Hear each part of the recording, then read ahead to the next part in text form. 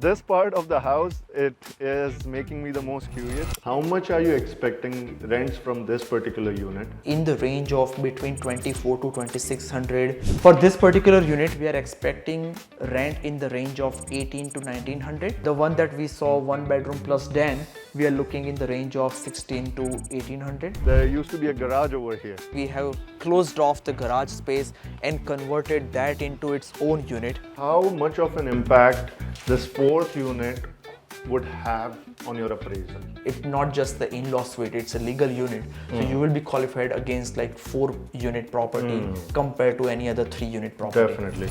We got this property for 750,000. Currently, it looks like we are about to get almost. Welcome to my channel. Today is an exciting day. My friend and my realtor Utsav is coming here to see my latest project of a 4-plex conversion. Today we're gonna go through the whole conversion process, also deep dive into the numbers. So make sure you stick to the end. Ronak, how are you doing, man? Doing great. How Nice are you, looking. buddy? Good, man. Nice looking house. You've got a ton of work remaining. What's happening? Well, it looks like a lot of work, but we are not far from completion. We're gonna complete in next couple weeks and just get the cash flow flowing in. Nice, man. So let's not waste any time. Let's just go inside. Take me to through the house. Let's see what it looks like. Absolutely. Let's get in.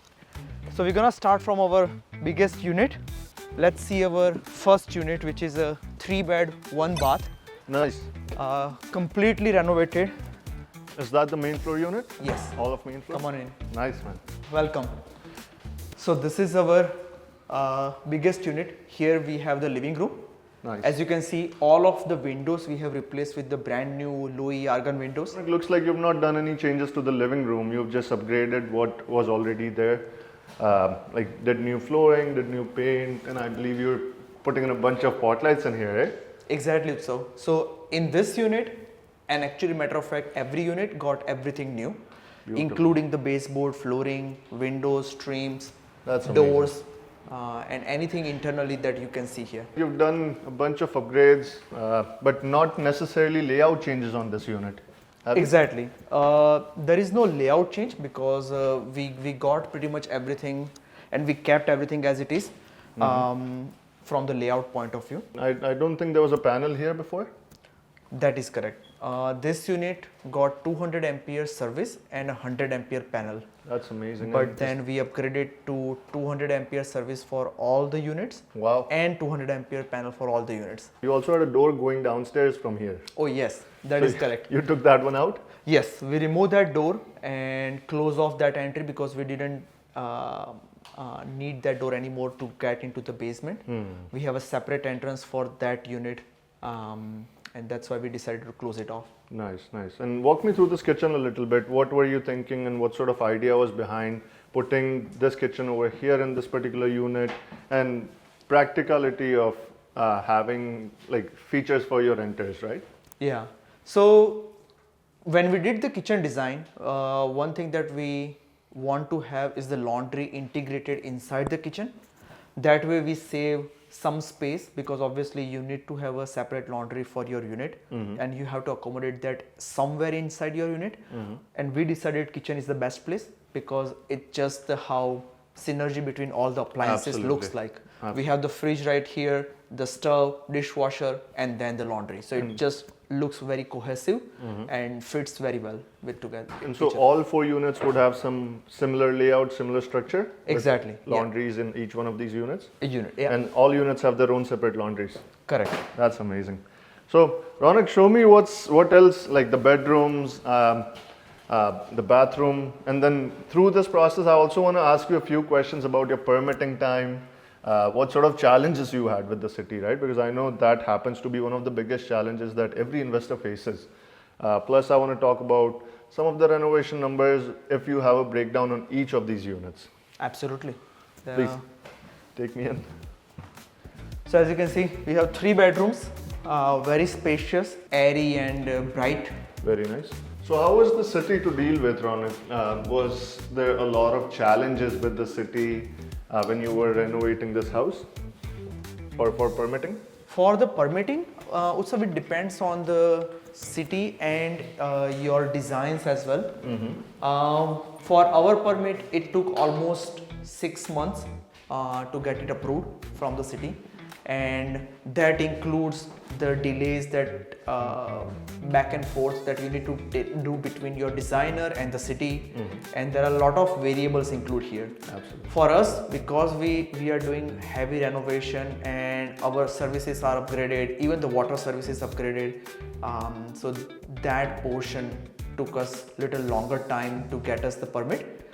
But I think in general, between 4 to 6 months is what you are expecting to get the permit of this scale of renovation. That's amazing. That's still not a bad timeline. Yeah.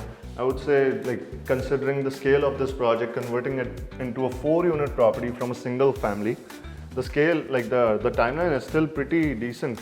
Exactly. And what was your biggest challenge while you started this project, or from the day you bought this property into like the current state it is in? Challenges, I would say, again, tons of challenges. It's just that you need to have patience to get through all of them. Absolutely. But out of all the challenges, I would say managing the different trades, because this particular property, we developed it. You probably know, and your clients also know Right. that we run the construction company called Crispy Potato Construction. So managing the trades, having everybody on the field on the right time with the right material and the right Most tools, certainly. that is the biggest challenge usually for any construction Most companies. certainly. From the investment standpoint, arranging the funds, that is Significant. that's the major bread and butter of Absolutely. pulling off this scale of renovation and this scale of project. Absolutely. So financing, like when you get into such project, it's very important that you lay down the plan for your finances, how you're going to manage the construction, acquisition, and your holding. There are three main components essentially For sure. to this process, and as long as you have these three components line up and you are ready to go, then that's the biggest challenge you have solved already. Absolutely. And I think I do, as a realtor, I do get DMs from a lot of people asking me that, hey, I want to get into a conversion project. And a lot of new people who are very inexperienced, who've not done duplex conversions or any sort of conversions or renovations in their life and want to get into a triplex or a fourplex. Do you think it's a viable option for someone like that whose first project is going to be a conversion? It is, only that I would say having a duplex conversion versus a fourplex conversion, it's a way different game.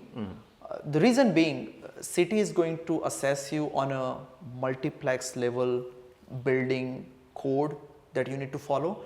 Obviously, when you just put a legal basement unit, it's not the same regulations that When you cross applies the to you. 4-unit mark. Exactly. So once you go beyond 2 units, you need to make sure that your fire separation is very solid, because you are having 4 units inside the same structure. Again, a lot of things that will come along with that kind of liability. So that's why, from the building perspective, these are the main challenges that you need to understand. And then your dollar per square foot, what you put in, will be much better, but the amount of the money that you need to put in is also high. Most certainly. And now going back to some of the technical aspects of this particular unit, what did you do in terms of fireproofing or fire separation of this particular unit with other units? Where was the fire separation, and how was the city to deal with during that fire separation period? Yes, great question.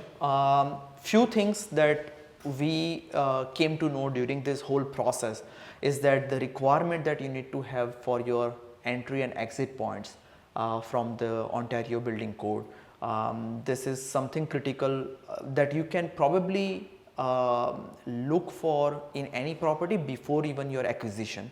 If your units are having entries and exits according to the OBC already, that's a plus point, because then you don't need to create the entry and exit points, which could be critical and sometimes not possible if it's not thought through since beginning. Then apart from the entry and exit, in this particular project, we pretty much used fire-rated drywall throughout the house. Oh, beautiful. So there is no regular half-inch so it's all fire-rated? Yes, it's all, like all of the drywalls used in this particular project are 5x8. Nice. So that is something that we that's amazing. So you're pretty much upholding the standard of this property. Exactly. And then making it a safe, rentable space for any future tenant. Exactly. My last question for you before we exit this unit, we're going to go out. I have a few more questions for you outside and then we'll head into the other units. So my last question out of a lot of them is, how much are you expecting rents from this particular unit when this one's finished? This is a 3-bedroom, 1-bathroom, beautiful location, good accessibility to highway and all of that. But how much are you expecting from it? Yeah, so I think considering all of the upgrades and the location, we are expecting in the range of between 24 to 2600 for this particular unit. This is 3-bed, 1-bath, all stainless steel appliances. Beautiful. Pretty much 10 minutes from the downtown Kitchener, and almost on the Highway 8. So I think that's the goal. Awesome. And who would be your ideal tenants for this particular unit? For this particular unit, because this is a huge unit, I think a family of 4 probably is the best tenant. Okay. Because we have a nice front yard here, as you can see. Right now it's not graded. Big corner lot. Yeah, exactly. It's a corner lot and great front yard, so it's not graded right now, but once it is sorted, it's gonna look beautiful. Awesome. Imagine if somebody's living here with their 2 kids, they're gonna love this area. For sure. And then again, this area currently looks in shambles. Again, don't mind me. I will judge anything and everything that I can. But I want to see what sort of vision you have with this particular area. What are you sort of giving as parking to your tenants or are planning on doing with this mud right now? Correct, Utsav. So, great thing that you brought it up. I would like to explain and probably put some emphasis on the separation of the utility and why we need to do this. As you can probably see here, we have 4 different water lines coming in from the city curb stop. So this is not existed before. We did it all along and we decided to go ahead with this route because from the investment standpoint, so you know that having a separate utility gives you great freedom and ease of management when you are managing this property later on. So let's say if you are decided to keep this property for next 5 to 10 years, you want to have the hassle-free management as well because your renovation probably will go for 4 to 6 months, but after 4 to 6 months for next 5 years, you want to keep it so simple and easy to manage. Seamless, basically. So that it's much easy and seamless, exactly. For sure. So we decided to have the separate water line. So now each tenant will pay their own water bills. Beautiful. And each unit has their own water meters. And how many parkings are you planning on making on this particular driveway? So we are extending the old driveway. The old driveway probably can fit 2 cars in a tandem position, but it was only like 1 car wide. We are converting this into 3-car parking. 3 wide? 3 wide. So basically 6 cars in total? Almost 6 cars that can fit in. And that's the plan. So we are extending on the side of the tree as well as on this side pretty much where I'm standing here. That's amazing. That's amazing. And again, I love the fact that you separated the utilities of this particular house. As you mentioned that it gives you flexibility as an investor and completely be passive at a point. I know like when you have utilities that either you are paying or the tenants are splitting, essentially what happens is a lot of 2 a.m. calls. And as an investor, you want the least amount of those calls. This part of the house, it is making me the most curious. I know when I helped you buy this property, Ronak, there used to be a garage over here. We have closed off the garage space and converted that into its own unit. And yeah, let's check out that After unit you. first. So again, before we head in, who gets this area, access to this particular area, which is your side yard or backyard? So we decide the way we designed the whole property and the units and their entry and exit points. pretty much every unit gets their own backyard kind of situation. Right. So as you can see here, this is our 4th unit, which Okay. is the smallest unit in the whole building. Okay. And this whole side yard here will be Just for them. enjoyed by the Beautiful. tenant of this unit, right? The other unit on the other side, they have their own side yard. The unit 2 and unit 1, they have the front yard. Beautiful, beautiful. So let's go right and let's check it out. So again, did this door exist, Ronak, before, or it wasn't here? No, it wasn't here. We created this whole new door Very nice. entry for this particular unit, Okay. and that way, again, the entry and exit point requirements for the OBC is satisfied. Got it. So I know the city is very, or the city of Kitchener, any given city is very, very picky when it comes down to the safety of these conversions. So what were the main challenges when you were building this particular unit? Because it's a studio, it's in a garage. Now you have to bring in plumbing lines. Now you have to bring in the drain. Now you have to do the fire separation. So walk me through the entire process of this unit and what was the math behind you figuring out that, hey, let's put a unit here along with your architect. Yeah, also. So I will start with the challenges. Some of the challenges as a investor and as well as the builder unit to be aware about. Usually, the garage space is not insulated from the bottom, and that is something that you need to think about when you are decided to convert this unit into a garage, into a legal unit. Then you need to put the right insulation required by the OBC. And what we did, like we have the insulation at the bottom and then we poured the concrete on top of it, so that way it is leveled and nicely finished afterwards as well. And do you also use a self leveler at the same time or Yes. after concrete just to make the unit flat and nice? Exactly. Another thing, because the way the whole building is designed, there could be some potential for fire hazard that you need to be aware about. So when we did the fire separation for this particular unit, if you go into the attic space, our whole attic is also fire separated. Oh wow. So anything that is separating this wall to the next unit, there is no chance that So the you fire... basically have drywalls in the attic as well? Exactly. It Oh, is wow. fire separated via the fire rated drywall. That's amazing. That's amazing. Cool. Tell me more about this unit. What are your plans with the unit? Since it's a compact unit and it's a compact rental, who is your ideal renter or clientele for this unit? I know you've got a beautiful bathroom laid out in there. You've got a separate laundry, separate heating system, separate water. Everything is separate. But who is your ideal clientele for this size of a unit? Mostly the working individuals are the great clientele. The reason being, it's compact, but it has everything that you need. We have the separate water meter for this unit, separate panel, separate laundry, full size kitchen, which includes the dishwasher. 1 or 2 people can easily enjoy this unit for their enough. And tenancy. it would also be a good idea to maybe put this one on Airbnb just so that the people are not staying for a longer basis and you're able to get a decent healthy income from this particular unit, right? Absolutely, that is all possible. It depends on as an investor, what's your plan, how you want to use this unit for. We decided to keep it or 4 rental units and have this one for working class individuals. Got it. No, that's amazing. And what sort of rents are you expecting from this particular unit? So this unit, this is a kind of a bachelor unit. We are expecting in the range of 1,000 to 1,200 Got it. per month in this The right spot. region. And last question before we head out. So as I am privy to the information for the viewers who are watching, there was a garage door here basically, Correct, right, Ronak? yes. And like the garage door was wider, I believe? Yes. Or there was more space, but some of it went into the other unit? That's being used for alley access for the unit Got it. 2. So what did you have to do to secure this, like remove this garage door?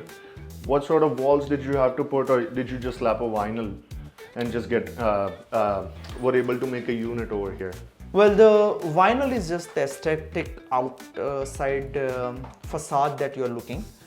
Before that, there is some structural component that you need to be aware about, because when you remove the garage door, You need to check whether there is a the king stud assembly is arranged previously or not. What kind of structural component that you need before you put in the drywall and the vinyl facade on the exterior side.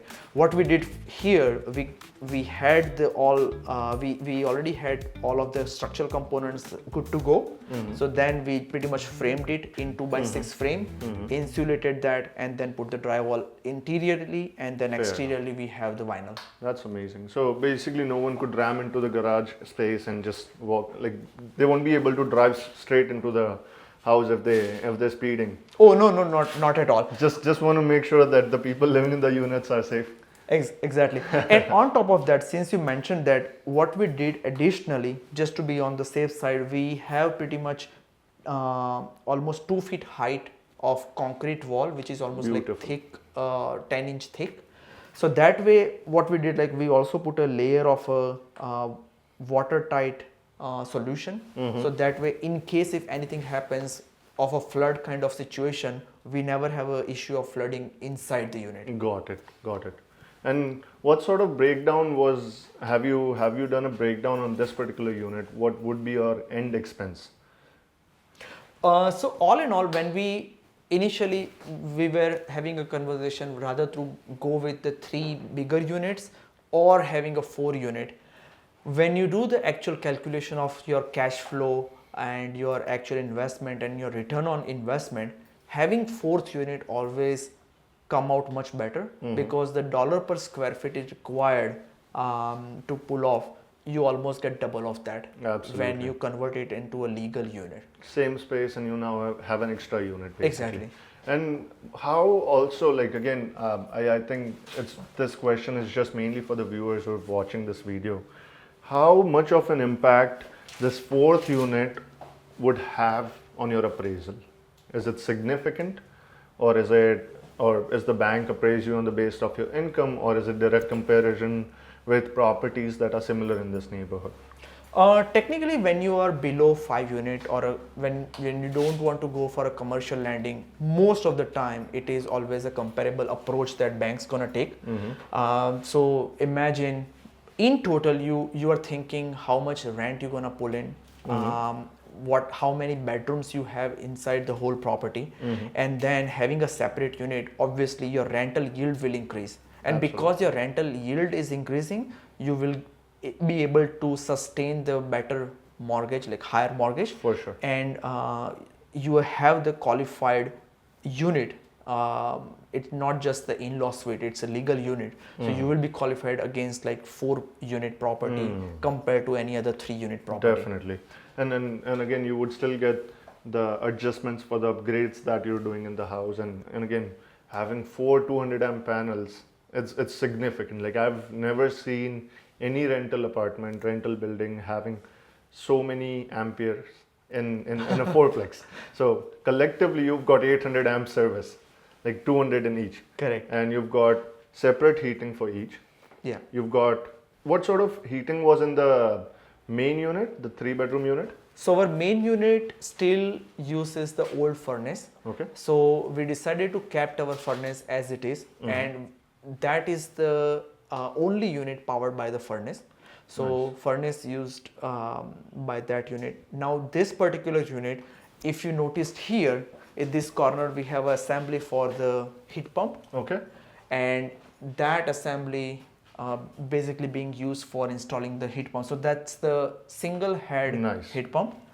And we have a secondary heat source. If you notice here, these are the wire coming here right now. Oh, the baseboards? But those are the baseboard being used. So we have one baseboard here for the living, dining, and kind of a bedroom situation, and then one baseboard inside the washroom. Beautiful, beautiful. And again, I know you went with all quality throughout the house. I know you put good tiles on the floor and good mosaic tiles on the bottom as well. It's a good thing that you're building a quality rental, unlike most investors out there. Like I know a lot of these investors out there in the market, they don't necessarily build out quality units, and that's what stops them to get the maximum potential of the property, right? Again, thank you for getting this door. I see that again you're What are all these pipes for, Ronak? And I know there's a panel, but what are all these pipes for? Yes, so because there is no ducting required, because this unit does not have the furnace, so there is no ducting here. So in order to get the fresh air from the outside and circulate the fresh air, we have its own separate ERV system. So all of those ducts that you are seeing, those are for the ERV system. Beautiful. And that's the panel that we are using. So essentially the idea is that this unit will have primary heat source being the heat pump, the secondary heat source being the baseboard heater. Your cooling is handled by your heat pump itself. Absolutely. And then we have the airflow circulation done by the ERV system. Nice. And then ERV, does that ERV have a inlet and outlet? Because I know in newer homes, HRV is there, but HRV is connected to your furnace, which is doing the air circulation. So how does this particular system work? Like, is there a vent that comes into the house? Exactly. So there are multiple ventings. There is one in the living room, there is one in the washroom, And you mean venting by these ones, right? Exactly. Here? Yeah. Beautiful. So those are the ventings essentially that provides the fresh air. Okay. And then the one in the washroom sucks the stale air. And Okay, the idea is that it's going to circulate the air from interior and from the exterior side. Got it. Apart from the ERV system, so one thing that many people know in the region of Waterloo, kind of having a water softener is it's A must. quite essential, just because the hardness of the water here is Absolutely. quite high.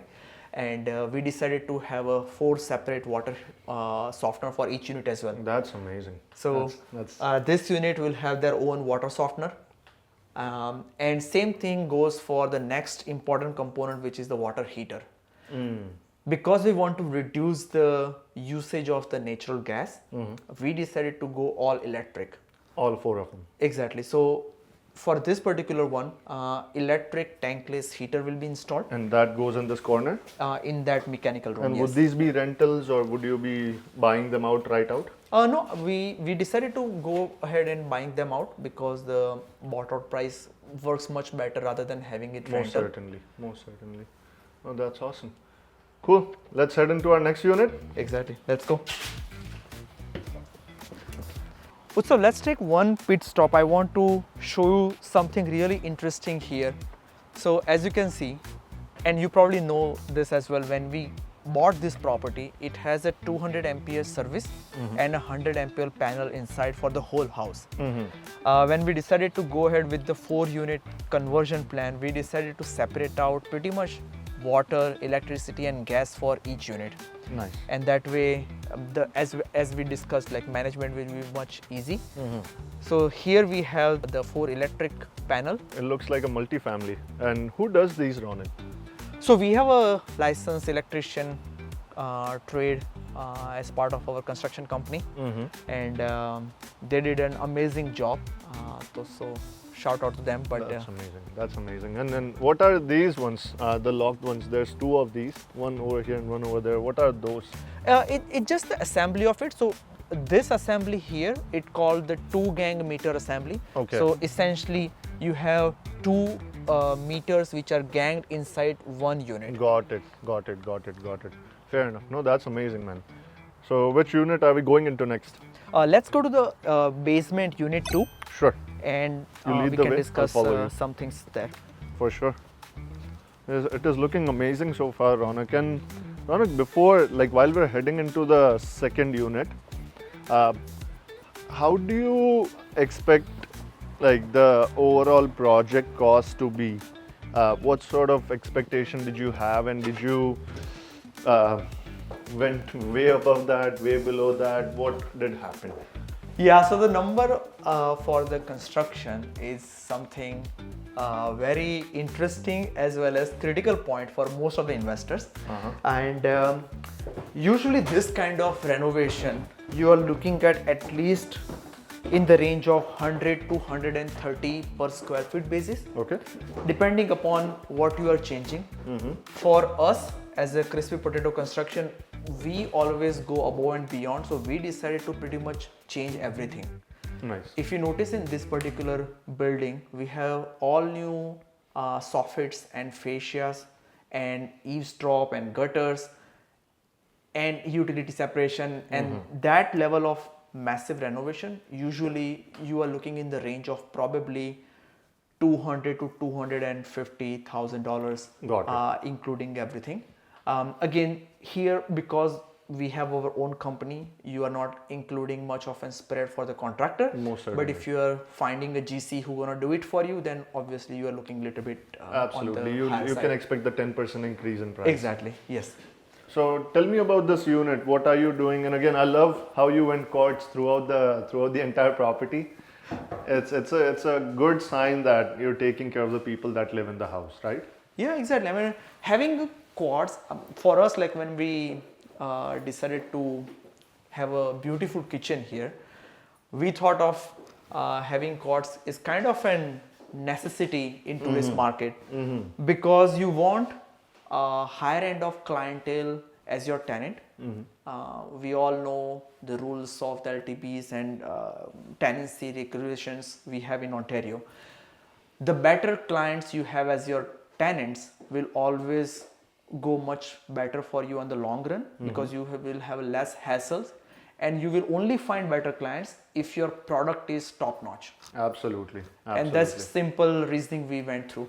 And since you mentioned the LTB, landlord tenant board, I know that any units renovated or built after 2018 do not have rent control. Correct. Would the same apply for this basement units and the garage unit? That is true. Essentially, Would upstairs unit also qualify for that? yes. Essentially, all of the units has been converted freshly, so they all considered as a out of rent control. Got it. Cool. That's pretty amazing. And let's check out the bedrooms, the bathroom now. See, just sort of what sort of structure you've built, and again we'll talk about the numbers at the end.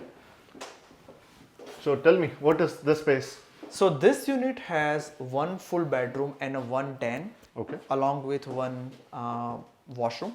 Okay. So this space is the full bedroom here. As you can see, we have decided to keep the panel inside the bedroom, but we have the nice boxes Cabinetry in around there. it, Nice. so that it doesn't look bad when you're sleeping inside this room. Absolutely. And- Again, then all of these still at 200 amps service. Correct.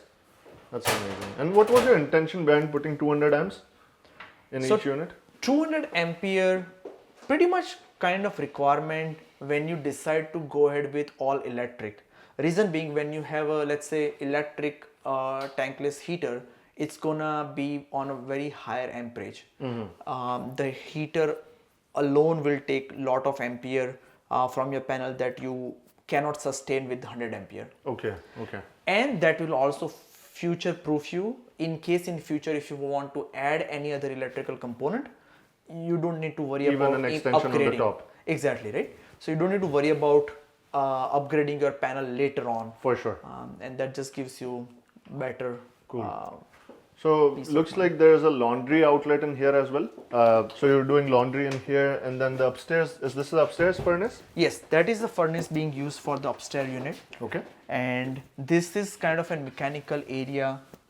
We gonna fit lot of component here. So this is the laundry. This is the furnace for the upstairs unit.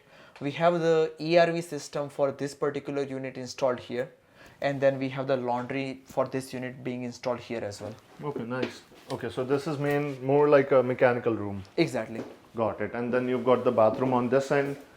Again, nice, beautiful shower and like vanities. Good job with the bathrooms, honestly, and the kitchens. And then this, I assume, would be your den. Yes, that's a small den. Now we decided to go ahead with the den. Depends on how you want to use it. We want to have a den for this unit because the square footage allows us to have a den, but we do not have that much square foot where we can include the full scale bedroom. But having a den is great because people can use it for Home office, and exactly. they can. I think most people have guests visiting or something, so it's always a good idea to keep that, right? Correct, yeah. Do you want to head into our Let's last go unit? to our last unit, Sure. where we did the separate entrance. I follow want to you. show you the separate entrance, and Absolutely. we can talk more. Let's go from the front of the house, just so that way we are able to capture the size of the lot, the investment that you did, particularly on this property and making such a huge unit, and just we're able to see the scale of the entire property, right? So if you Absolutely. can see, like again, when the first time I remember when we saw this particular property, one of the things that was the most beautiful part of it was this corner lot. Huge lot, tons of land, tons of opportunity, good neighborhood, family friendly, good schools. So what is next for you after this property? Like what are you trying to getting into, or do you have more projects lined up? So one thing that I am seeing recently in the market right now is that this scale of conversion projects are working much better for the dollar that you put in and the rewards that you're getting at the end of it.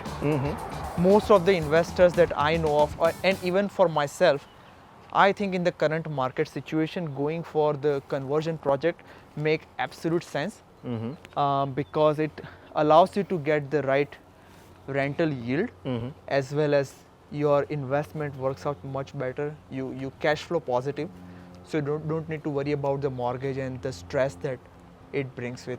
Absolutely. So I think having a conversion project probably of this scale or maybe in the better scale. So in the city of Toronto, they allow up to 5 unit, 4 unit in the main building and the ADU as a garden suite or a laneway suite. Auxiliary building, yeah. So those are amazing projects basically. And one question while we're here, like that just popped up in my mind. How is this unit going to have access? Like, are you pouring concrete here, or are you pouring concrete anywhere, or you don't need to? Yes, so you need to have a kind of an walkway from the footpath essentially. Okay. So as you can see here, we have this landing that we created. We're gonna create the whole walkway path that connects to the Concrete over there. footpath, and that way they have the access directly to this basement unit. Now this Absolutely. unit is kind of a little bit interesting because we decided to create a full scale below grade entrance for this unit.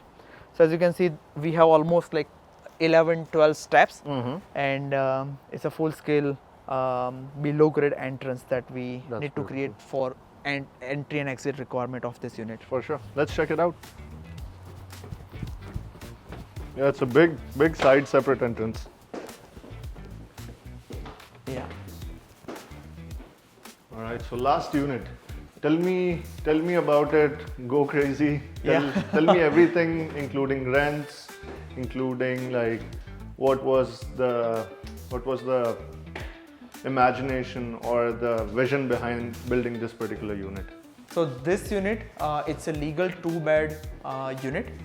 Both of the bedrooms are on this side. We have a one full washroom, and then this is kind of a living, dining and kitchen area. For this particular unit, we are expecting rent in the range of 18 to 1900. Okay. Considering 2 bedrooms. Very doable. The one that we saw, 1 bedroom plus den, we are looking in the range of 16 to 1800. Okay. Yes, as we discussed earlier, same plan, like the refrigerator will be going here and the laundry will go Got it. here. And then I see something that I've seen in the older houses. These windows. Tell me more about these. Like I want to know what was the motivation behind putting these ones in instead of normal windows. Yeah, so those are that's something that we learned along the project as well. Essentially, when you have a 4 unit inside a building, remember I had mentioned about having the entry and exit points that you need to make sure that you have from the fire code as well as the Ontario building code. So what's happening, essentially anything that is coming in the range of 10 feet of your main entrances, you have to fire separate them. The windows too. Everything, windows or doors, whatever it is, because these windows are in the proximity of the upper unit 1's main entry and exit. Got it. So that's why we have to do the fire rated windows here. And when it comes to the fire rated window, you have 2 options. You can go for a traditional vinyl. Traditional fire rated window. Okay. That is basically having a steel frame and a wire mesh glass. Got it. So that is also a possibility. But we found that that is much expensive compared to this glass blocks. Glass blocks is your alternative solution that you can go along as a creating a fire separation And or what fire rated sort windows. of cost difference would come in a window like this? Let's say, how much would a window like this cost? A window of glass block, you are looking of this size, probably you are looking in the range of 800 to 1300 And per window basis. what about the steel mesh window? The steel mesh window probably in the scale of 2500. Oh wow, so it's more than 2.5 times. Exactly. Almost. Wow. Okay, no, that makes sense, and it's got a good appeal to it as well. So that's amazing. And then again, we've got 2 bedrooms in here, a bathroom, and then this one also comes in with its own heat pumps, HRV, sump pump, and then all of the mechanicals in this room. Exactly. So you've done a good job tucking this one in, just because it gives the unit an open concept feel, right? Yeah, exactly. That way everything is hidden inside its own room, and we don't need to worry about the aesthetic of the unit essentially. Awesome. And now, Ronak, my final few questions for you. But I do want to go outside in the sun just to ask you those questions on a breakdown on the numbers. Yeah. So let's go out.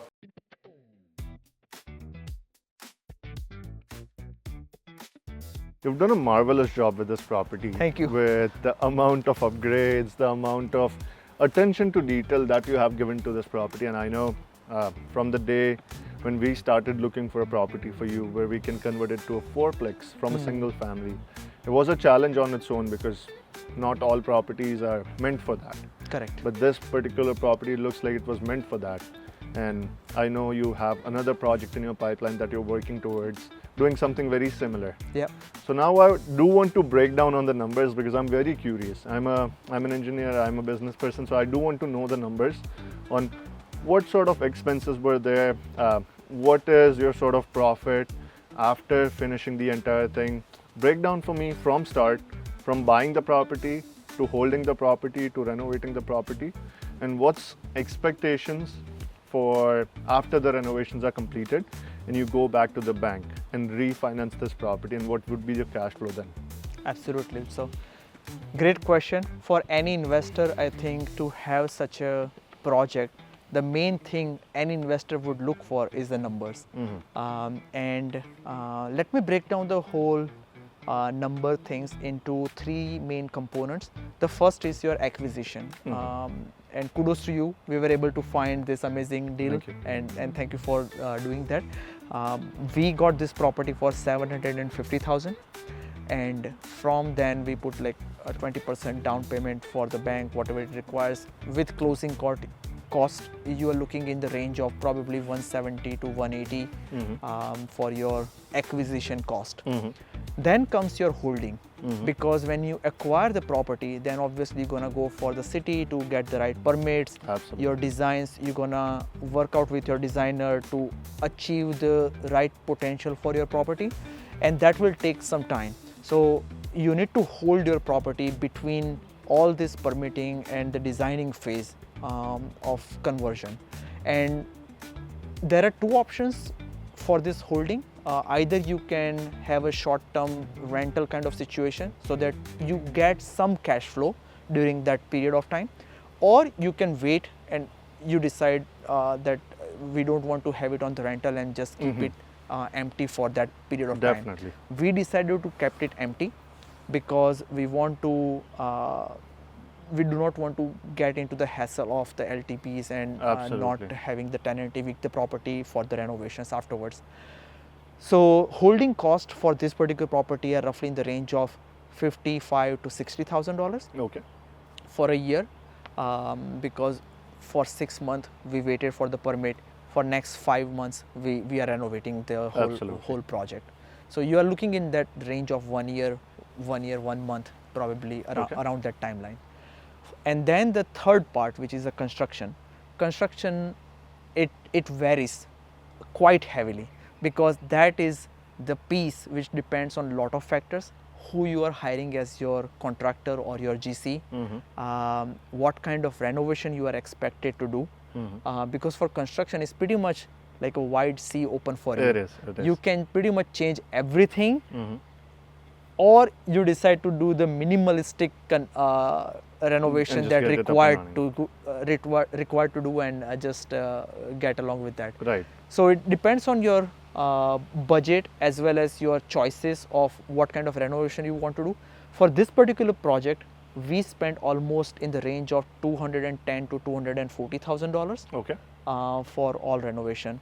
And as we mentioned earlier, because we have our own renovation or construction company, Significantly cheaper for you. cheaper for us. Because you don't have a necessary margin on that.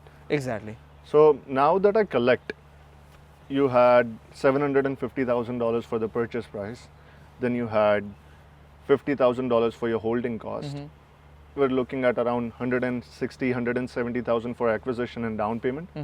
So let's take as $170,000 Yeah. for example, and then $50,000 for your holding cost. Correct. So 50, it makes it $220,000. Exactly. Plus around $200,000. I would say 200 to 230. 230. So safely assuming $450,000 is what you invested on this property, Exactly. and it takes you up to total, I would say somewhere around $1 million in expenses, give or take. Yeah.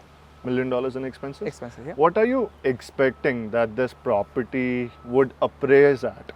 And based on your knowledge, based on your past experience, what do you think this property would appraise at after you refinance it? So we are expected to appraise that between 1.2 to 1.4 million. Okay.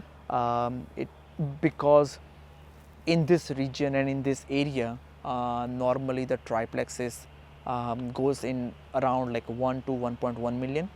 So having a 4-unit and 4-plex kind of a property, you are expected to do between like 1.2 to 1.4 million. Got it. Let's assume that it's 1.3 million.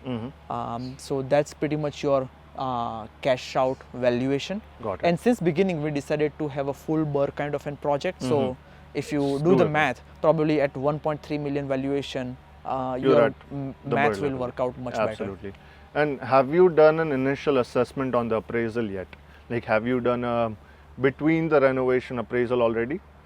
Yes, so we are in the talk of appraisers, and currently it looks like we are about to get almost 1.4 million valuation That's for amazing. this property. That's pretty solid. And congratulations to you on executing such a beautiful project.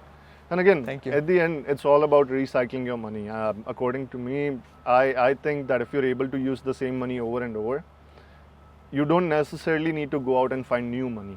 Correct. And your employment income or your actual business can still continue running, and you can continue fueling your projects from the projects. Exactly. So what sort of cash flow are we expecting? Let's say if you refinance it around 1.2, 1.3 million mark at 80% LTV, loan to value. What are you expecting for cash flow on this house? So for this particular project, our expected rent is in the range of 6,900 being the lowest one, all combined, all 4 units, to maximum of $7,500. Okay. So that's the range that we are expecting. Let's assume that we are getting the rent of around 7,100 on a monthly basis. With that rent and considering the new appraised value and everything, you are looking in the range of probably $400 to $800 cash flow. Okay. After refinance. After refinance. So you Exactly. basically have all your money out and you're still able to cash flow. Exactly. Got it. And Ronak, that makes it a good investment because now you can hold it for the next 20 years or plan it to hold for the next 20 years, pay down your entire mortgage. Correct. And sort of like this could be passed on to your kids, or you could sell this investment in the meanwhile and buy something much bigger. What is next for you? Like, are you trying to stay in the category of 3 to 5 units, or are you trying to scale beyond the 5 units and going into serious multiplexes like 10 plus units, or anything that requires a much more significant scale of renovations or new builds? That makes sense. Also, I think for us, for these 2 to 3 years, we decided to lay down the strong foundation for having such a solid property which can convert much better and gives us the right foundation go to the bigger projects. So our 2 to 3 year goal is to have little bit bigger conversion than this one, probably go into the 5 unit that we are talking about in Toronto area or anywhere in the southern GTA or a southern Ontario. After that, obviously on the longer horizon, we can probably expand our reach to the bigger units, go beyond 5 units, maybe in the 10 unit and new build conversion projects. That's amazing. That's amazing. So Ronak, this has been an absolute pleasure. It has been an absolute pleasure talking to you about this particular house, and understanding what you did was just immense amount of knowledge. And I know I, as a realtor, get a lot of requests for helping people or explaining them what sort of numbers work out, and this video I know is going to be monumental for people understanding everything. So for all the people, I just want to tell them that if there is someone out there in the market who is looking for a project of this sort and are even trying to do a smaller conversion than this or a bigger conversion than this, Ronak here brings over 5 to 7 years of experience and has done a tons of projects. Ronak has experience on the ground, on the boots, has experience on the papers, and I know I learn a lot from him even though I help him buy these properties. But if you are someone who is trying to getting into the conversion game, particularly conversion or even building, I would say, reach out to us. I'm gonna attach a link below in my bio for a Calendly link that will either give you a chance to speak with myself or Ronak to understand how you can execute a project like this and how you can make the most out of your investment doing conversions. Ronak, if you have anything else to say, go ahead please. No, I think also recently I've been talking to one of my other investor friend who mentioned and pretty much wrapped up the current economic situation of Canada, of world. We all know what kind of economic situation we are going through right now. But he said that a great investor never fear in the situation of a slowdown and never get too happy in the situation of bull run. So this is something that you need to probably understand as an investor, that your ideal deals always exist in any market. Absolutely. As long as you have the right metric to find for it. Absolutely. And I like, as just like your friend, I've been like, I read a lot of books and came across someone who went through the 2008 crash. Correct.